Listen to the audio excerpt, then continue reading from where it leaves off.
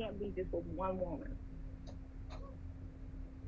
I mean, it's lust and perversion. I mean, I would tell him he has to go on a journey of finding who he is, his relationship with the Lord. You know that has nothing to do with a woman.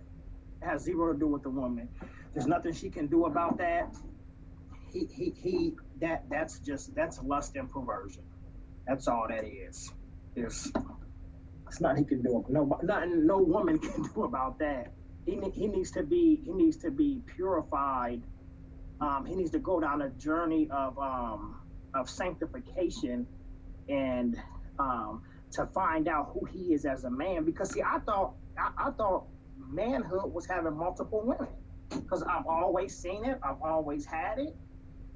It's somewhere in your life there's an insecurity that you have to find out what it is. You have to bring it to the forefront because there's no maturity, there's no manhood in having multiple women. And I've experienced that. I've dealt with that. I've seen how it hurts multiple people. It don't just it just the pleasure that you get on the other end is demise to other people. You know, and there's no way around it. There's no way around it. It's gonna happen. I'm gonna take what he said, what put pin that at the top. All that's the bullet point. What I want brothers to understand is that that woman that you see as your wife, whether you've met her or not, if you would you want another man messing with your wife? So Mm, these women out in the street that you're meeting, that's another man's wife. And I take this, seriously because there's sisters that I've dated. When I was going through a celibacy phase where I was trying to be celibate to learn myself to figure this out because I was realizing that women are my weakness. yeah. And a lot of brothers don't think women are their weakness. They calling it being a player, right?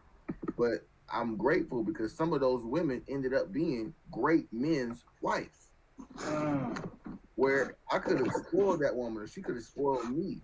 I'm somebody's husband. So why give up a good thing? When I was teaching my daughter about dating and that type of stuff, you know, I said, "Do you love me enough to where you share a drink of water with me if I was thirsty?" And she said, "Yes, we would share that water." But I said, "Well, what if I put my finger in it right before you took your sip?" She was like, "I don't know." That's.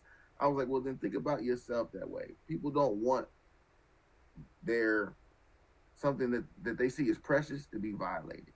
So right. don't willfully allow yourself to be violated, and don't be predatory towards others. Because let's just be honest, being a pimp, having game, hollering at girls, that's predatorial.